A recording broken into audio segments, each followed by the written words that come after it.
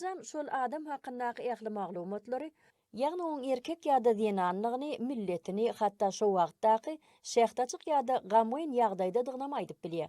Bu texniki görkezmeler diňe bir esbap bolman. Eýsem geljekde şolaň kömegi bilen nämelere ýetip we nämeleri gazanyp boljak hakynda çoňur oýlanýar.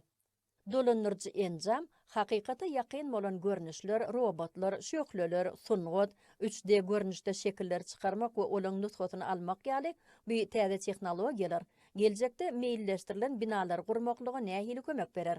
Sanlaýyn gurallary täze binagarlyk gurulşygyna ulanmagyň mümkinçiligini öwrendiler.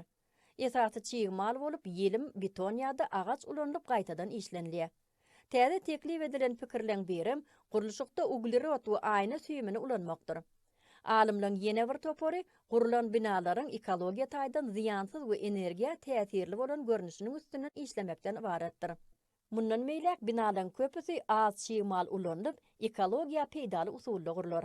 Ilmi barlykçylaryň aýtmaklaryna görä, 5 ýylyň dowamynda bu meseleler çözülip, hakyky binalaryň gurulşygyna başlanar.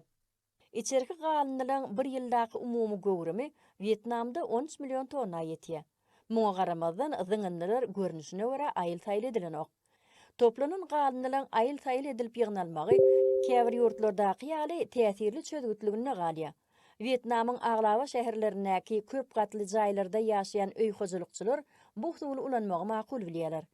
Trinkli Han Hanoydaky täze jaýyna ýaşaýar. Häzirki wagtda o ýerdäki galanylar bir uly bedre atylýar.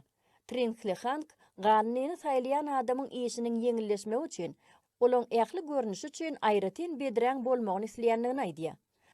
Elektrik energiýasy zerurlyk hataplanıp, ol günnelik durmuşda rahatlygy üpçün edýän köp sanly elektrik enjamlaryny işletmek üçin zerurdur.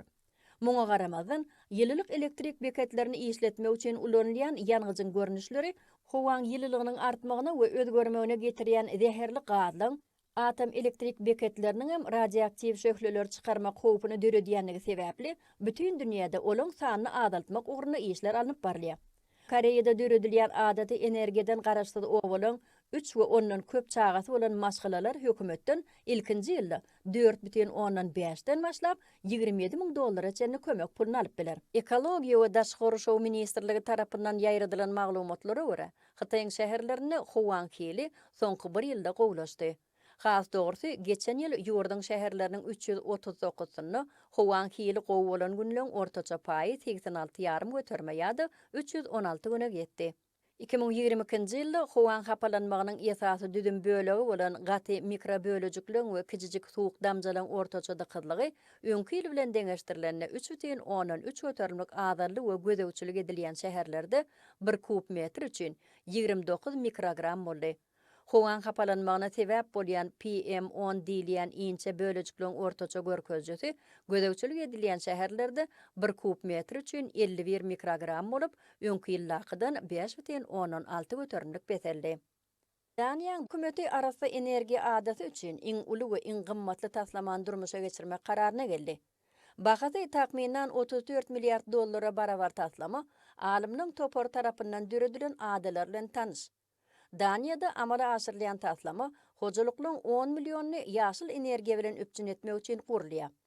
Şeýle energiýa çeşmeleri Demirgazyk deňizine gurulan ýel degirmenlerinden geler. Muň özi şeýle energiýany öndürmek üçin iň dogry ýol. Taslama 2050-nji ýyla çenli doly işe başlar. 1991-nji ýylda Daniýa $8 million bahasy bolan ilkinji ýel degirmenlerini gurmak bilen $14 million girdeji gazanan ilkinji ýurt bolanlygyny aýtmak gerek. Daniýa daşary şow aýap saklamak kanuny boýunça 2050-nji ýyla çenli kömür turşy gazlary ziýansyzlandyrmagy gadanmagy wada berýär.